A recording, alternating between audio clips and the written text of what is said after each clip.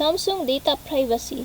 In this presentation, we will explore the importance of privacy and civil liberties, understanding Samsung's involvement, legal and ethical considerations, key areas of concern, and strategies for protecting privacy and civil liberties. Overview of Samsung. Samsung is a global technology giant. Samsung is a multinational conglomerate known for its cutting-edge technology and diverse product offerings, ranging from smartphones and home appliances to semiconductors and televisions. It is a pioneering innovations, which is a rich history of innovation. Samsung has been at the forefront of technological advancements, consistently delivering state-of-the-art devices that shape our digital experiences. Samsung is a global manufacturing powerhouse. Samsung operates a vast network of factories worldwide, ensuring the efficient production and distribution of their products on a global scale. Data privacy in the digital age. The expanding digital footprint. In the digital age, individuals generate massive amounts of data through their online activities. This data poses significant privacy and civil liberties challenges. Data breaches and data brokers.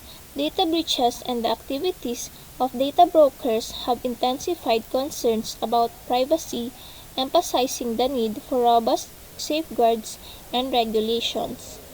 The balance between security and privacy.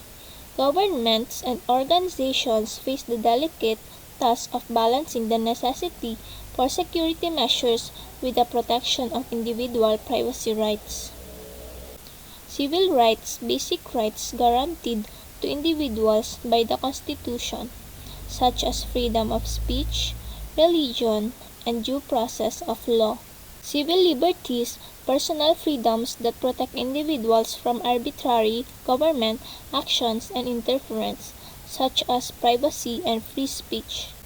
Differences. Civil rights are about equal treatment by government, while civil liberties are about individual rights and freedoms. Why privacy and civil liberties matter. Preserving individual freedom. Privacy and civil liberties are the foundation of a free and democratic society, safeguarding personal autonomy and protecting against government intrusion. Ensuring data security. Protecting privacy and civil liberties is crucial for maintaining the security and integrity of personal information in an increasingly digital world. Fostering trust. Respecting privacy and civil liberties helps build trust between individuals, organizations, and governments, promoting transparency and open dialogue. The importance of privacy and civil liberties. Privacy and civil liberties ensure the balance between personal freedom and the greater good. Individuals feel safe knowing that their personal information is not being misused or mishandled. The responsible treatment of privacy and civil liberties contributes to social and political stability. Samsung's approach to user data. Transparency. Samsung has committed to providing clear and concise information to users about the data they collect and how it's used. Consent. Samsung allows users to opt out of certain data collection practices to maintain greater control over their data. Security. Samsung uses advanced security measures to protect user data from breaches and unauthorized access. Legal framework and regulations. Data protection laws. Data protection laws govern the collection, storage, and processing of personal information, providing individuals with rights and organizations with obligations to protect privacy. Privacy regulations.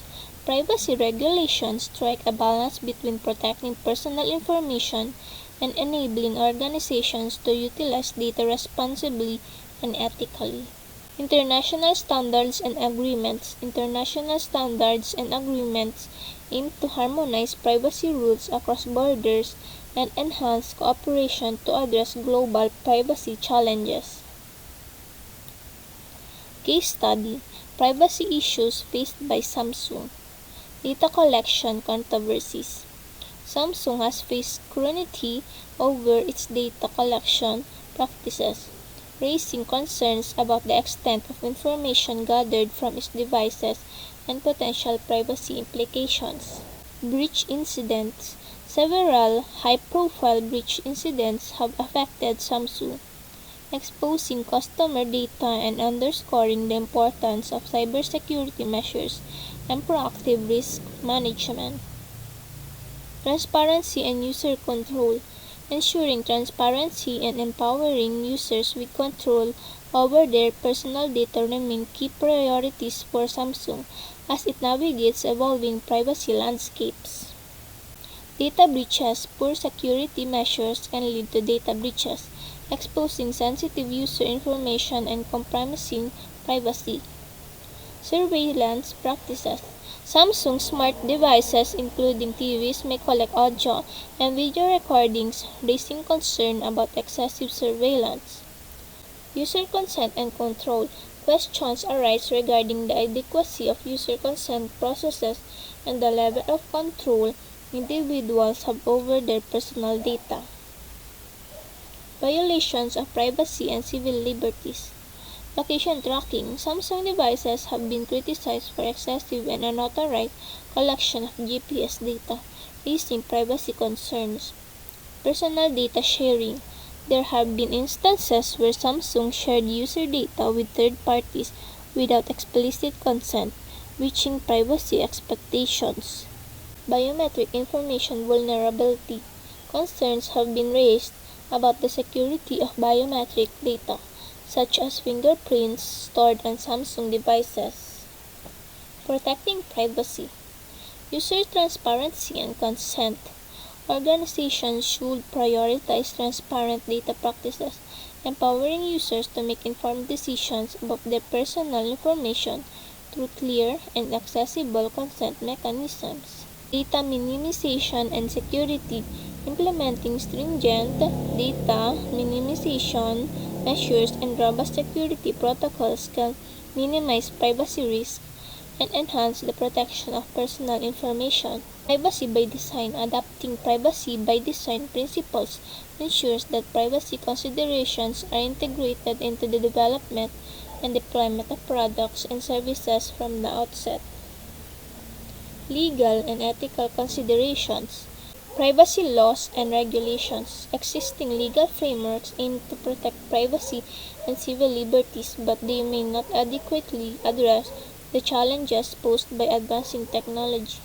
Ethical data practices. Responsible data collection, usage, and sharing practices can help strike a balance between innovation and protecting individual rights. Societal expectations. Society's expectations of privacy and civil liberties should influence the development and implementation of ethical guidelines. Protecting privacy and civil liberties. Transparent data practices.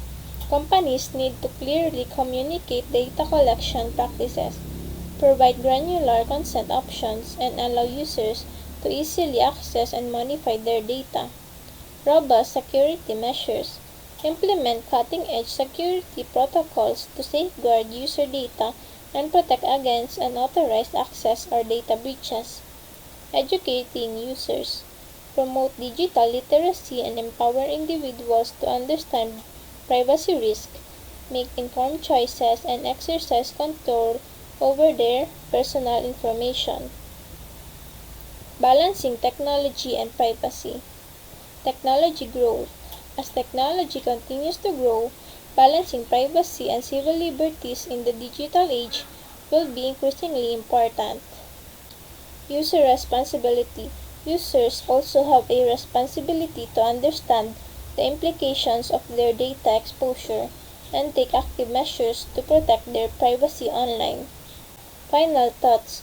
It's clear that Samsung is making strides in the right direction, but there is still room for improvement in the quest for a balanced approach to privacy and technology.